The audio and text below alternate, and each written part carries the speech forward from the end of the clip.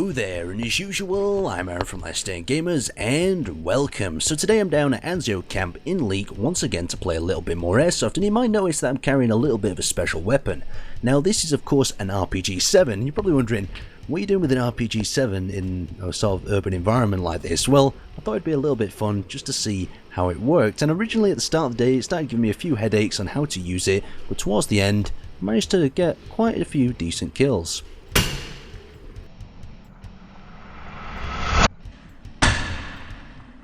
Now, as you can see, with that massive expense of gas, we managed to eliminate 2 players that were crossing a road, and our teammate here with a shotgun gets another 2 as well.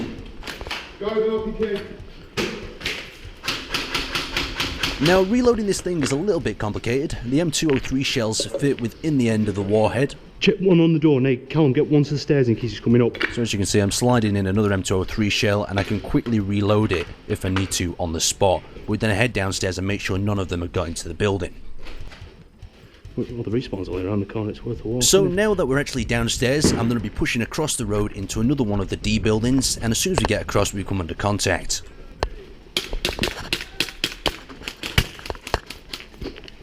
Now, as the plan's gone a little bit to pot, and we've actually been separated as we've been crossing over, only 2 of us, including myself, have managed to actually reach into this building.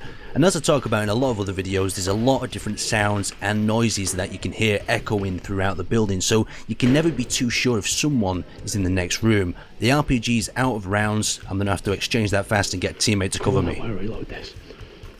So once again, off with the end cap, out with the M203 shell, and in with another. So it's a quick little process. I'm going to hammer another one in, and the little bit of a risk with these M203 shells is sometimes they lose gas, meaning that they are not going to fire. So people on the other end of them, it's a bit like Russian roulette sometimes. You're either going to take them out, or you're just going to go in a little bit of a cloud of smoke and nothing's going to happen.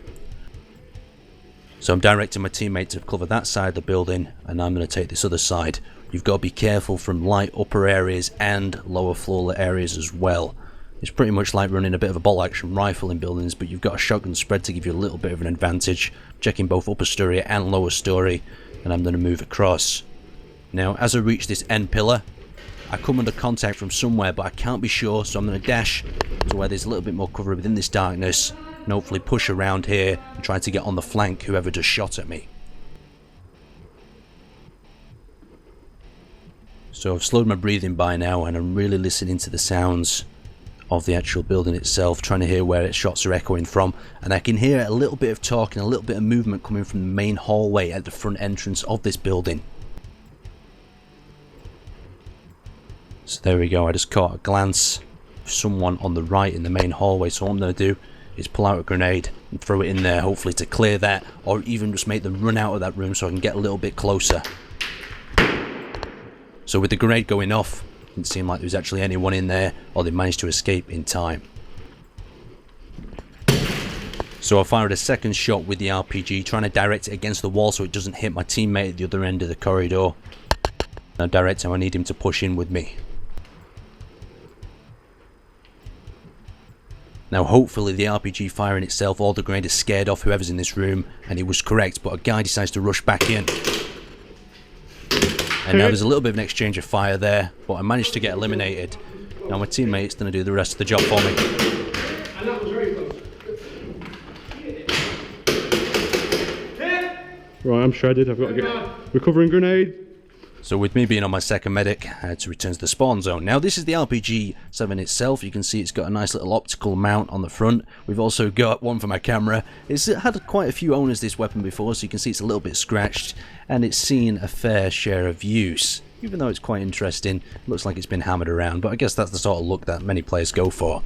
Now in this second little scenario, we're crossing into the same building as before, but the firefight between 2 areas is very intense, and I found out using this RPG was a bit like using it as a sort of jigsaw. It only fitted into certain spots and certain areas, so I tried to rinse and repeat them areas to get maximum sort of effectiveness with the weapon itself. So I'm going to hop in through this window here and hopefully not be discovered.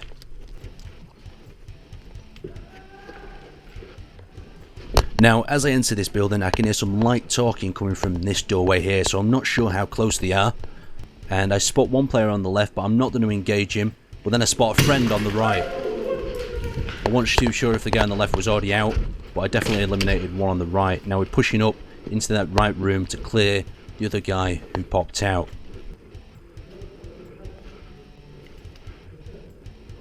And here he will be at the next window. Now he's out of play, I'm going to push around and I'm just going to spend a little bit of time trying to reload the RPG, and then my console falls off. Just great. So I have to pick that guy back up and slide him into my pocket, and that gives him enough time for one player in there to actually get medics up.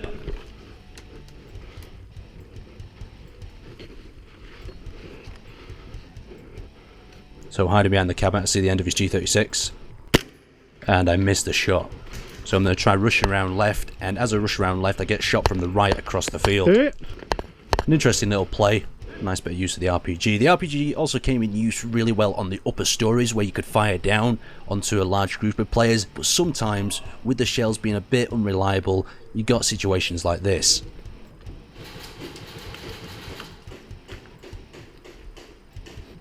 Now you can only imagine how frustrated I was. Another fucking dud shell now. 2 on this, 1 going for the entrance. Luckily I had a teammate to cover me while I did the reload. Yeah, 1 meant for the entrance. So as I'm checking my shells, trying to get ones to work, I eventually came down to 5 shells that tended to work 90% of the time, and I stopped the situations where they would actually end up being duds. Oh, fuck's sake. So there's another example of another dud shell. Only fired half the payload.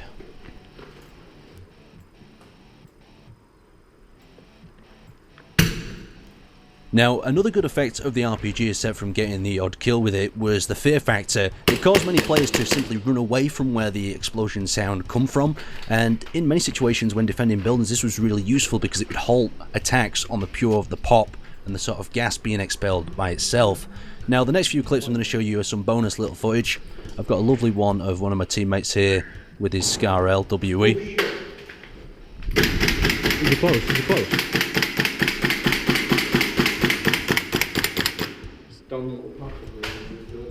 Oh, it's a lovely gun that. Used to be mine. Yeah. So now we're doing a bit of room clearing with an RPG. Can you take point, please? You're fucking taking point, you're fucking RPG. But some teammates believe that an RPG is a better room clearance weapon. Now here's a final little bonus scare clip. Colour. Colour. I'd like to thank you guys for watching, and I'll see you next time.